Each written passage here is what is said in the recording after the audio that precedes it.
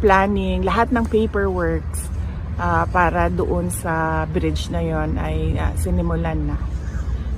But ngayon, nandiyan na yung bridge, so dapat nating pagpasalamatan para sa akin bilang isang Dabawenyo at syempre sa mga tiga Mindanao na din dahil nagbe-benefit din sila doon sa coastal road na yon, no, traveling from south to north of Davao in the region. Nagpapasalamat kami kay dating Pangulong Rodrigo Duterte dahil hindi siya tumigil sa paghahanap ng pondo para doon sa tulay.